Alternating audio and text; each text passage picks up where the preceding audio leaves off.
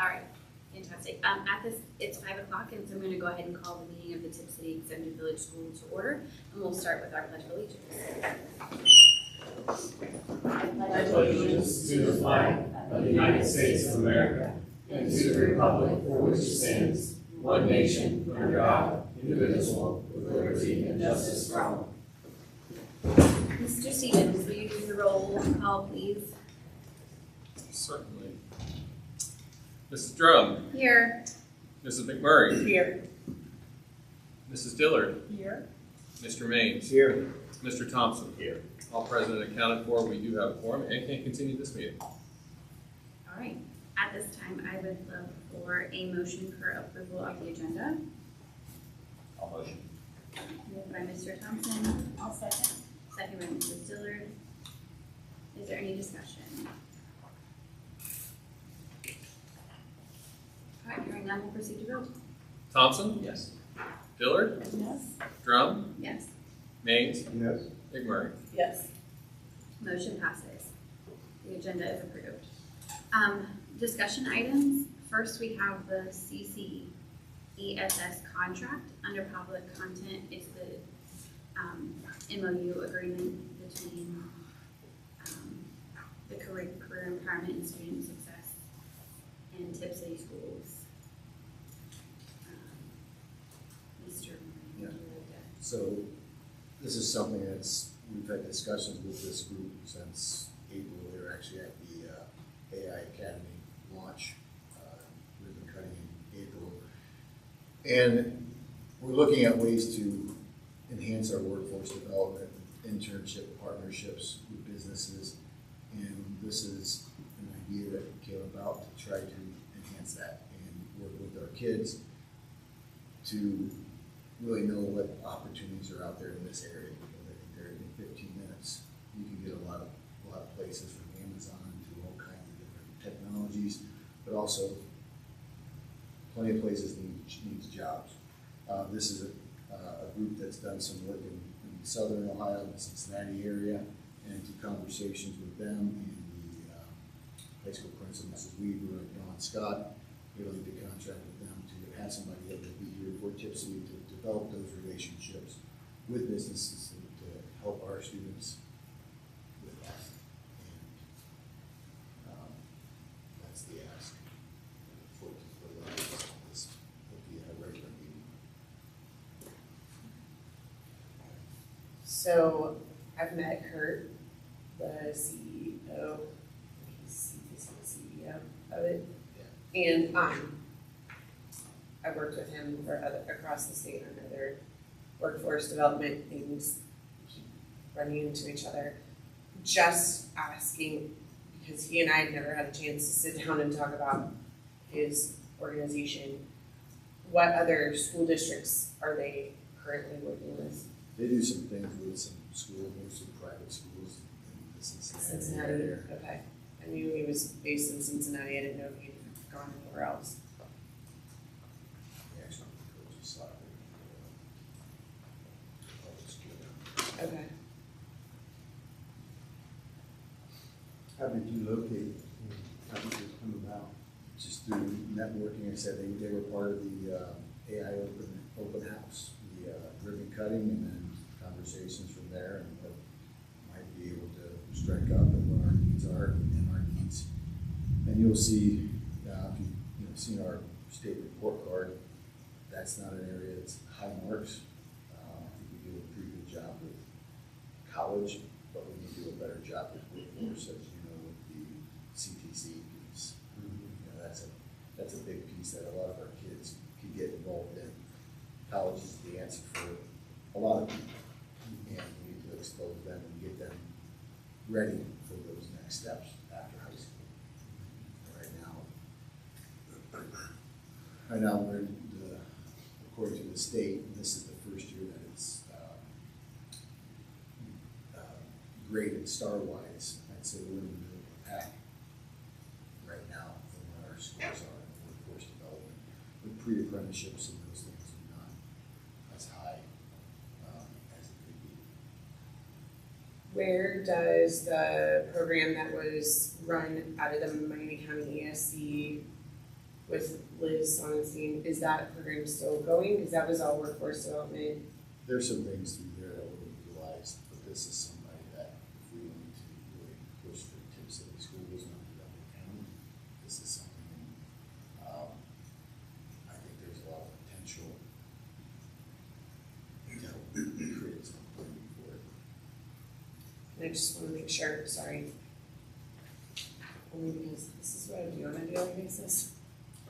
Just want to make sure that, so $30,000 for services rendered, how many days a week? Because it says that they would be here, would they be here like just as contracted or as needed or? Contracted, so they'd actually have some space and be working with Jeff Gore's class, other classes, our AI Academy class to help try to make that transition to the workforce as the hoping to do for second semester, but also working with all the career developments classes in the school, provide resources for that, and interviewing and all those things that we could, enhancing that and making everything better. Do we have a business advisory council? Or would that be part of it? That, right now, it's through the Miami County ESC, Okay, and we'll see how this goes. Okay. Do it in-house. okay. I sit on 30, so across the state, so. So are they, as far as that compensation agreement, are they guaranteeing a certain number of days per week? Yeah, That's it's it. a 3 day, but I think it's 3 days a week. They're actually be in room 109 at the high school, will be the place they will be. So that, the high school is gonna be between the office and the media center and school staff break area. Yeah, Is Jeff the one that's in charge of our CTC program? At the high school? no, Jeff Gore is not a we don't have any CTC. We have a CTP course with Mr. Kitchen, the home living class that gets in front of Mr. Gore. He was taught it, but he's not, that's not a CTC course. It's a business, he does business courses. Who is in charge of our CTC kids here at the high school? Recruiting them and so forth. Well, they do some tours and things like that, but it's basically the CTC, sent the masters and things like that out here, out to the high school. We need to do some things, and they've been involved in some things in the middle school as well, visits and stuff like that. But basically, the CTC right now does the recruiting, I'd say, for that. I know that like Northridge and some of the other schools have extensions at their buildings that are instructors that are hired and paid by the Miami Valley Career Tech Center. But they are like a satellite at that school building or district. Right. We don't have anything like that. We're not, Yes. we're not a satellite like No. ours No. at this time.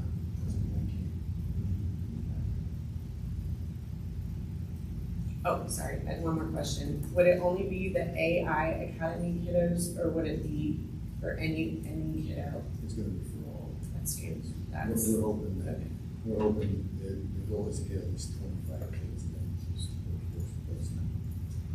It's kind of the goal for the first year, but we might get to grow and do more. See how it moves forward. If it doesn't build, then we pull it.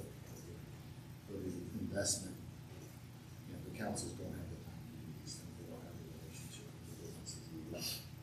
Is the person that we've identified to help lead the Tip City efforts is hospital administration. I'm having a hard time hearing you, Aaron. I don't know where it is. Can you hear Aaron very well today? I So- can't hear him very well. That's okay. I'm So sorry. the lady that's Stephanie Dunn has been identified from their group to be the person who works here, has years of experience in hospital health administration. And who is gonna be the, who are you thinking about is gonna be the liaison? That's outlined in the MOU with the. Kate Weaver, Rachel Bishop, we have in the contract, well, I should say the contract, we have a team that we meet monthly to make sure things are moving in the right direction. Katie Weaver, Rachel Bishop is kind of the point person for the pre-apprenticeship stuff at the high school. I have to go through there, who all they listed. We'll get Katie Weaver, high school person, will be the main point of contact for them.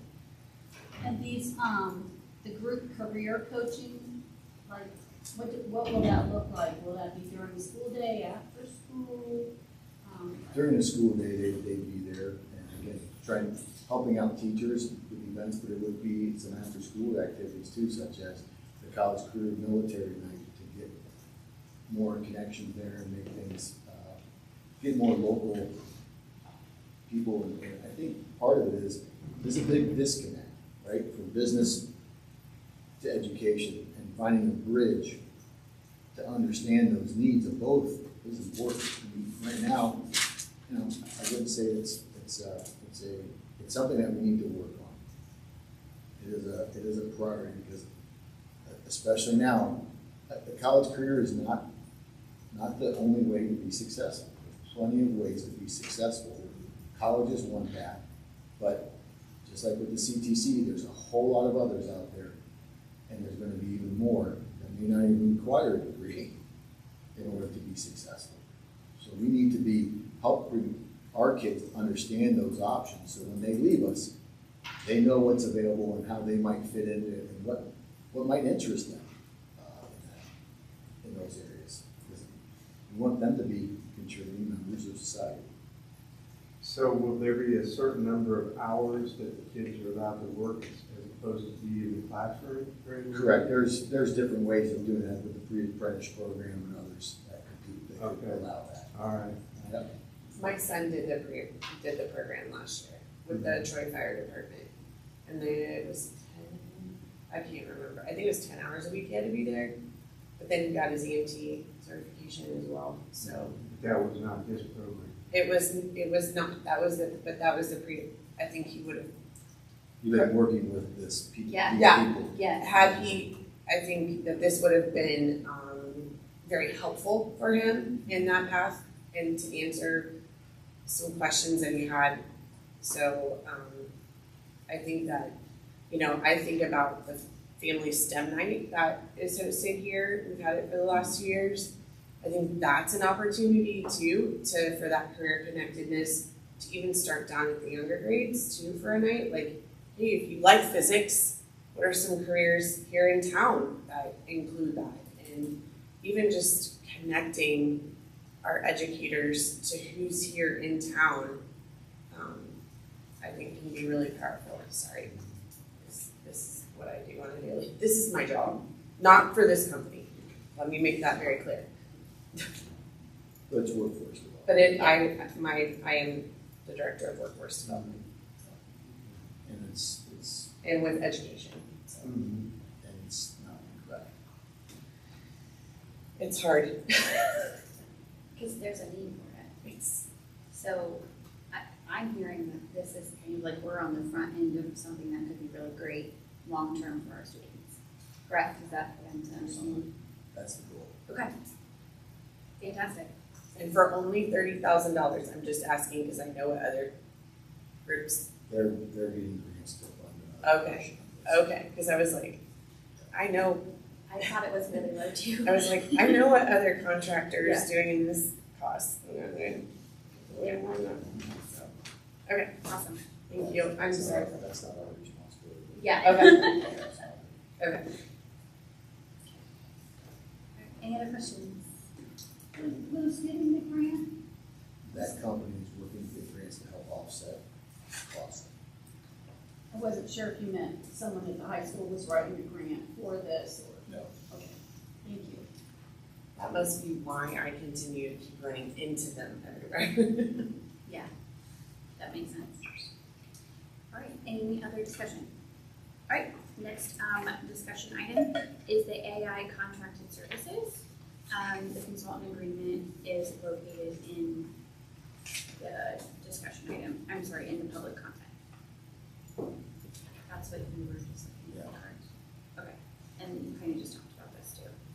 Is there any other question? Or go ahead. No, so again, this is another field that we have to get in front of.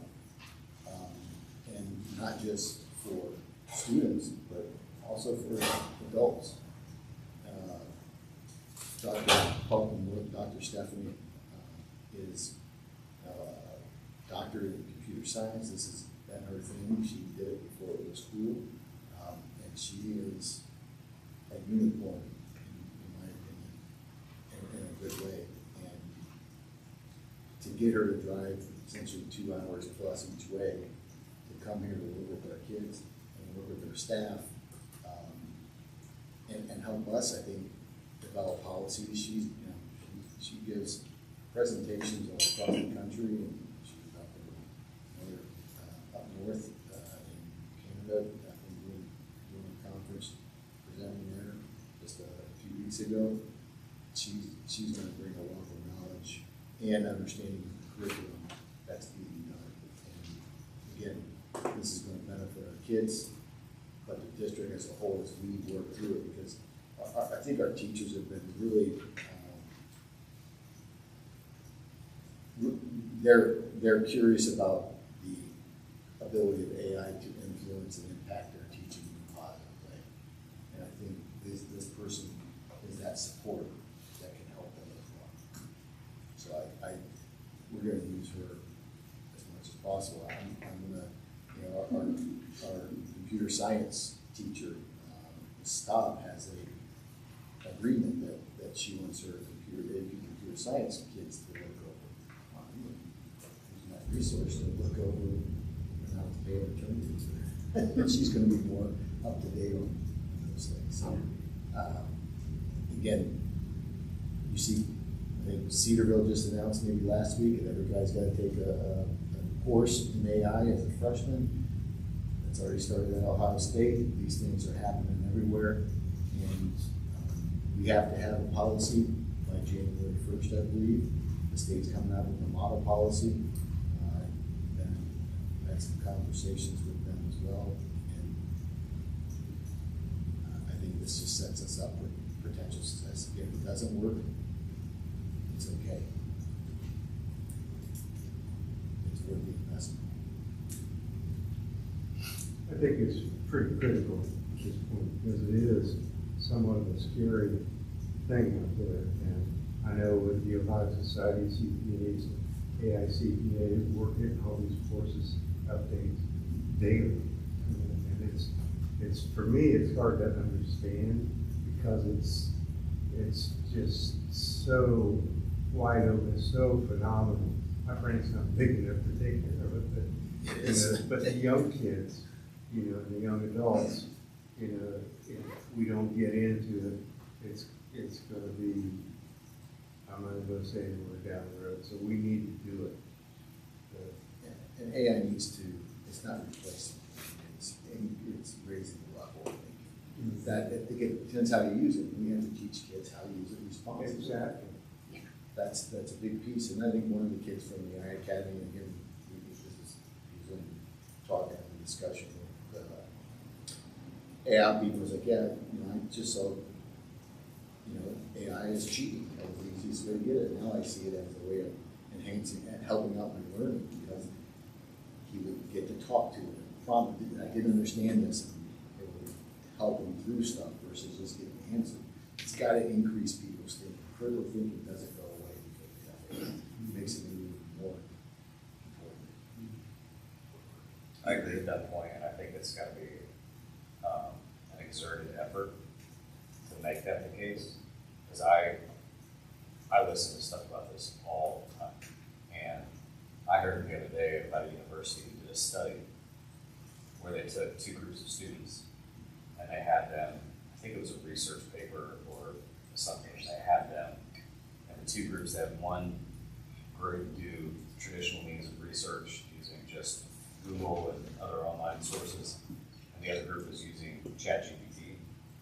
And what they were doing was measuring cognitive, what was the word they used? Basically how much they were using their brains.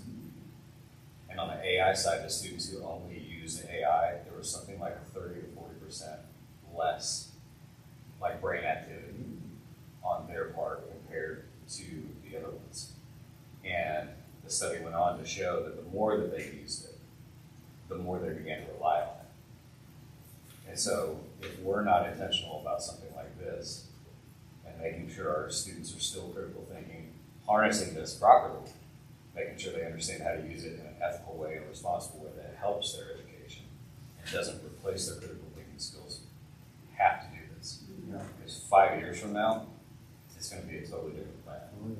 It's different now than it was 2 or 3 years ago. Yeah. And it's just going to get faster. So. In my job, like as my business, I use ChatGPT a lot, and it's kind of motivating, not like driving. It's a driving force in everything right now. It like trends and activities and things like that, and it's whatever you talk to it about, it starts to pick up on, and then it starts to figure out how to create like things for you, and it makes your life easier and more difficult at the same time. I feel like sometimes like it's created a lot of really cool stuff for me in my business side of it, but as a parent, then I start thinking like, what other things could my kids be doing with this that aren't good? And so something like this, having it on the forefront, I think is really important. Like you guys are saying, to teach our kids early how to use it correctly. So. In my everyday interactions with our clients right now, in the life science realm, so it's everything from healthcare to ag and everything in between, what they're most concerned about is it's been awesome for data analytics, but making sure that that data is actually correct. So I think what a lot of kids don't realize, they can plug it in there to write a research paper, but that bot only knows what the bot knows. It only knows what somebody put into it. So it can spit out incorrect information like that. And unless you know to fix it, that's where problems are existing. So, and we need to make sure that they understand that. It's not perfect. They give you wrong information. Mm-hmm.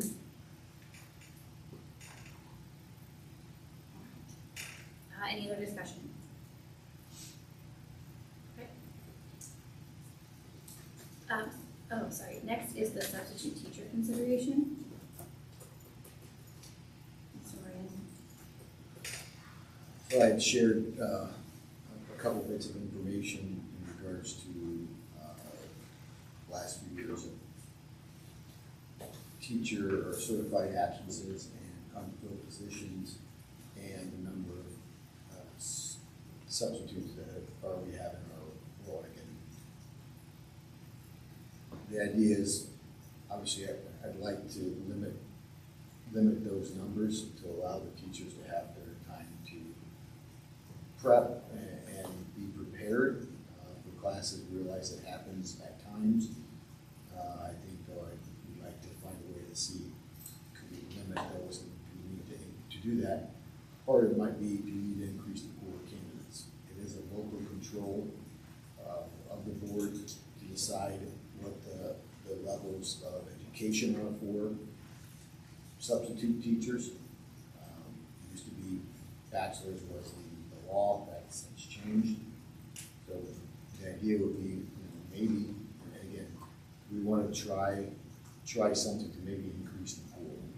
And my thinking would be maybe we do a pilot where we look at increasing the pool, but maybe only at the elementary level, to see if maybe that helps out that pool, which might help out the other pool candidates. Doesn't take them away, but it increase that. Money wise, it's a wash. Money wise, it doesn't increase cost. It doesn't decrease cost either. It would be a wash financially, because when teachers are working on the prep, they get paid that slice of the substitute pay during that time. That's correct. So, something that's been talked before, and I know it's not easy to get subs, that especially in certain times of the year, but worrying about increasing that pool of candidates by lowering the threshold to a process that we'd have to spell out, such as high school diploma, some training, background checks, all that stuff would have part of it. But is that something maybe even like the K2 or K5 level that the board might be willing to consider? February is a rough month.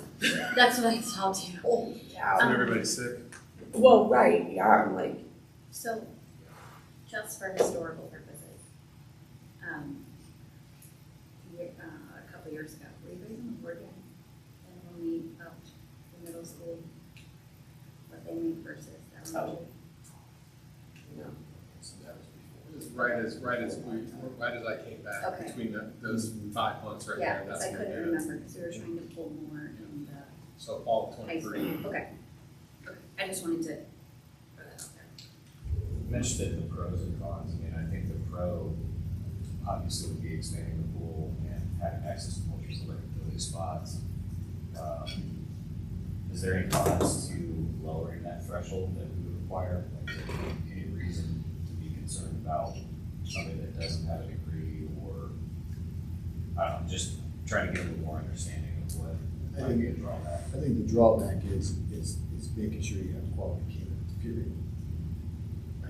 I know there are parents that may not have a degree, but can run an elementary, would be just as good running an elementary classroom as somebody with a college degree, and sometimes vice versa, better one way or the other. It's really interviewing the people, make sure they understand the expectations to do that.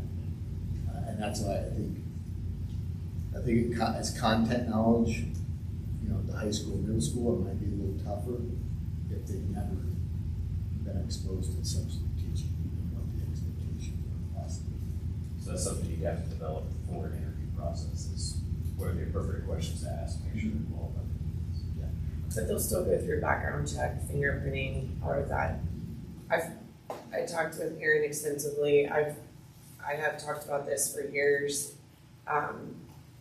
I know when I was still in the classroom and my principal would tell me that I had to go cover this class and this class and this class, and I lost my prep period, I was not happy because that was my time. I was a lab-based teacher and I had to clean stuff up or go to the bathroom and you lose that time. And it always bothered me that I had, it was horrible that there wasn't a sub. I understand. But I was like, man, what can we do to do better? Do we up the pay? Do we, how about veterans? I mean, I'm thinking about my own child. In 4 years, he's going to get out of the military. He's not going to have a degree, but he's going to have a whole lot of training and skill set that I think he could probably substitute teach in an elementary classroom. Or what about kids who are or adults who are going back to school and working on an associate's or working on a bachelor's, but this is something that they can do and take their classes.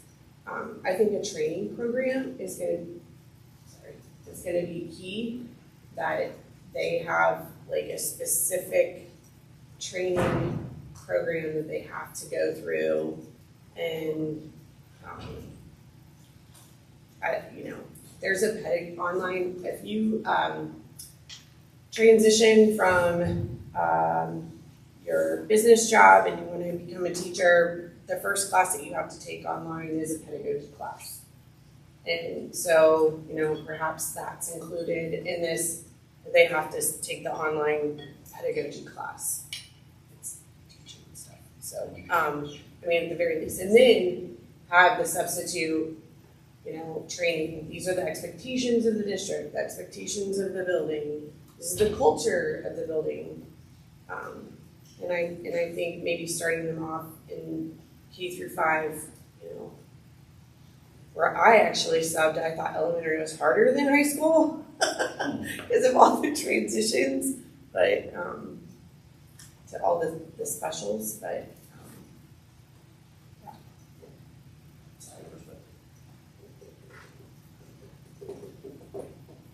I have a lot of feelings about the absences.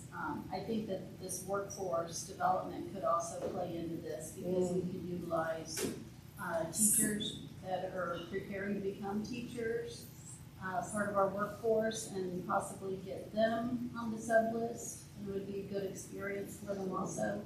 At the elementary, it's, I don't know how subs are covered at the high school, except for what you're saying, you have to give up your prep period, but I know at elementary, oftentimes the homeroom is split up and put in other classrooms, so it's not just the students in the absent teachers class that's impacted, it's impacting other homeroom classes as well in elementary. So when you have these unfulfilled subs, you know, when you have 10 unfulfilled subs, you know, that's a lot of time. We're still paying for the sub because the teachers get paid for taking the load. So you still end up paying for the sub. It's not like you're not paying for the sub. So I would suggest maybe some of this workforce development, having partnerships with, especially kids that are leaving to high school, going into teaching, kind of grow our own type thing. And also maybe some sort of incentive for teachers. You know, you don't have to pay for one sub a month. Maybe that's an incentive, people's names in a drawing or something. I don't know, something simple.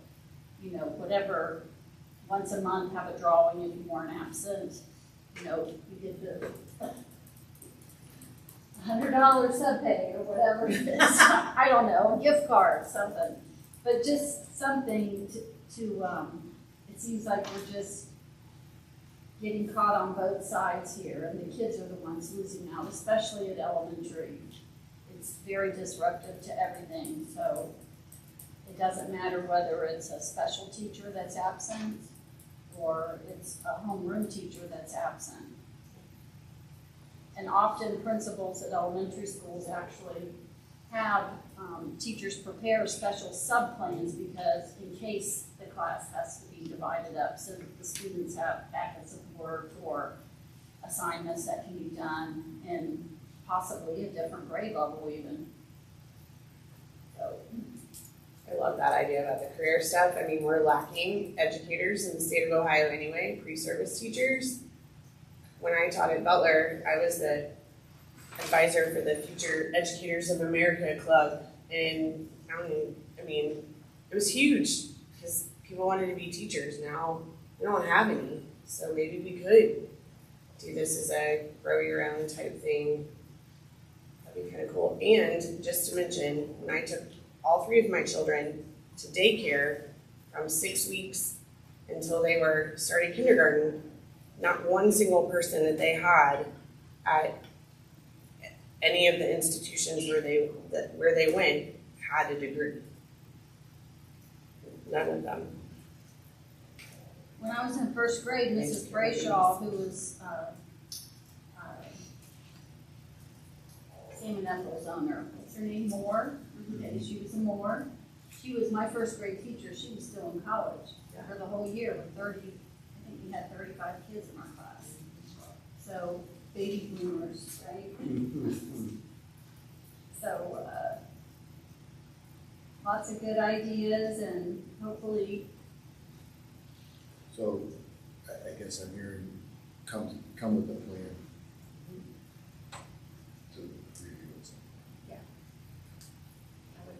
Is that something that your admin, when you guys have your admin, would like at least start there and with the, making sure the teachers have it?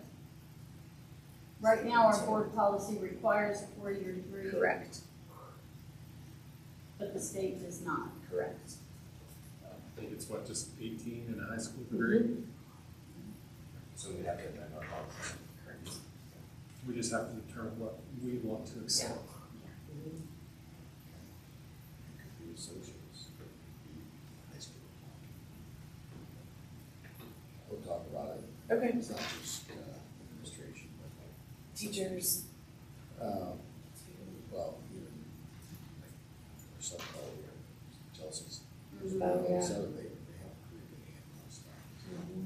I would love to hear, I'm not going to, just that consideration too, and it, because she has to make those phone calls, so she probably has an idea who does and doesn't show up to stuff too. And is our pay still competitive with other districts in the area? I I'm just haven't looked at this asking. last time, but it was last time. Okay.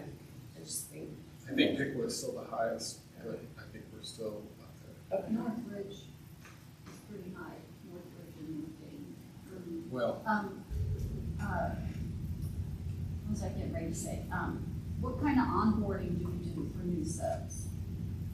Like, so our sub-coordinator, well, we have Chelsea Seifert. She's the one that speaks with all the subs. They have a meeting at the district where all the subs come in and they work through and discuss things with them. But I'm not sure there's anything after that.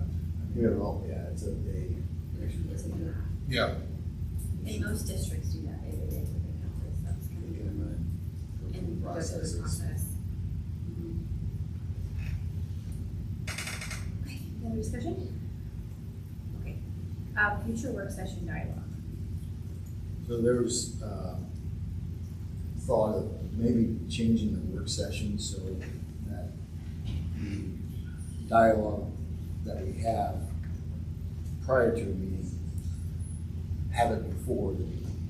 So in case there's something that needs to be addressed, we have a shared understanding before 6 o'clock, right? That we could have that discussion. That was the idea was really the talk between board members, having that prior to, sometime prior to the day of the meeting. So then everybody feels prepared for the regular meeting to make those decisions. You saw that recap of it. Is there anything else what else would people like to share? I think that my biggest thing was, I love that we recognize the kids, but about this time, once we get into the swing of things, parents and students are coming in and it's loud. And I think it because of sunshine law and other things, this is the only time we get a chance to talk about this stuff and to hear ideas. I mean, I wouldn't have known Cindy's idea if we weren't able to do this and have that conversation. So that was my thing. I always feel so rushed. And if it's something important like this that we all want a chance to talk and hear each other's ideas, then I just don't feel like it just gives me anxiety to think that we really only have 40 minutes to do that. So like this environment is what you're saying, like this setup right now. And it's the time constraint. It's tough to think that you have to get the work session done in 45 minutes to Right. an hour when you have people coming in before the regular meeting Right. for recognition. So you're thinking more of maybe if it was a different day or just more time available. Yeah. Well, from my perspective, I think that's what we're supposed to be doing now. So, if it's a matter of needing more time, for example, the CTC meetings, we don't start till 7. So, we could move our meetings back, another hour or half hour, whatever is justifiable, and still keep it on the same night. I like having our work sessions on the same day as our board meetings, that's me personally. Whatever you all decide, I'm only here for another 3 months. Whatever you all decide is fine. But that's my perspective on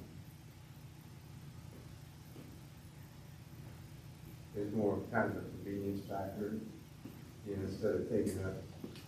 For me, for example, what I already told yours is the second Tuesday of every month.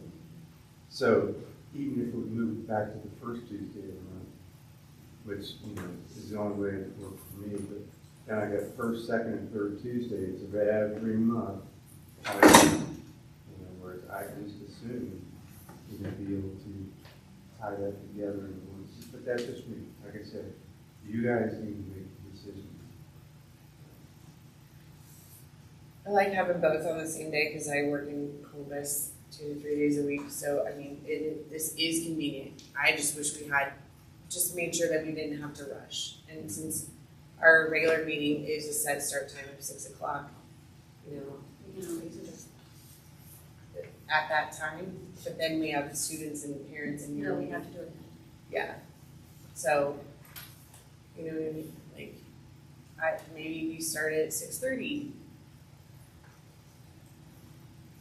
start with a half an hour. I mean, I believe our meetings used to start at 7, 10 years ago. I like it for the convenience factor too, it's much easier, to plan around. I do get the same feeling as you do. But that, instinctively, that was the first thing that I thought when we were considering this, rather than doing it on a different night, having our regular meetings start later. Just because I'd rather have extra time to go out, make some phone calls. If we got done, there was an hour in between, go grab a bite to eat, whatever, come back. I'd rather have that than feel like something needs a little more room to breathe. And we're butting right up against time when people start coming in, and we have to maybe table it for the next work session. So I'm not fully opposed if everybody thought that would work better on a different night. I do like the different environment better.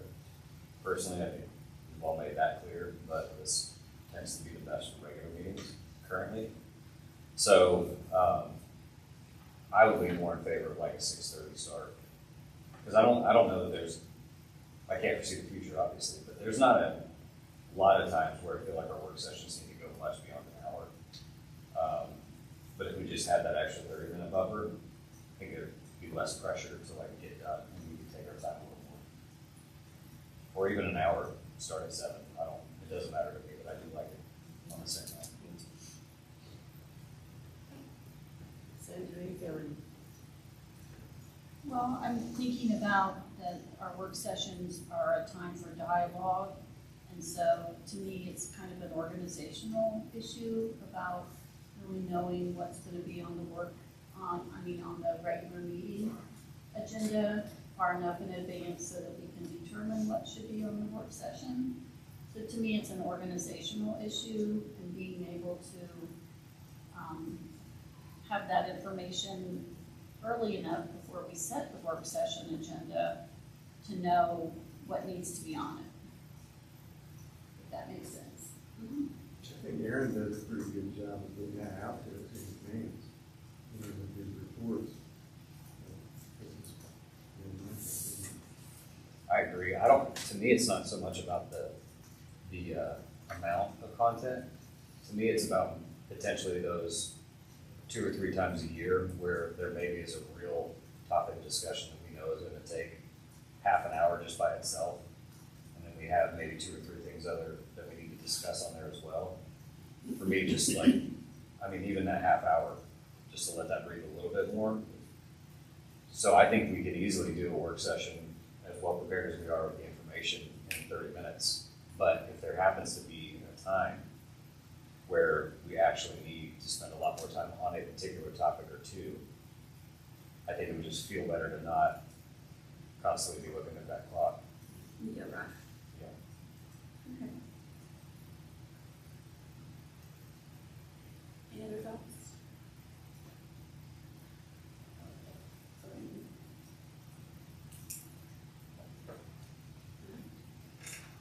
At this time, I would love a motion to adjourn the work session. I'm going to adjourn. Moved by Mrs. Dillard, is there a second?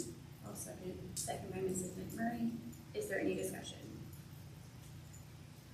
Hearing none, we'll proceed to vote. Dillard, Yes? McMurray, Yep. Drum, Yes. Maines, Yes. Thompson. Yes. All right, the time is now 5:44 and this work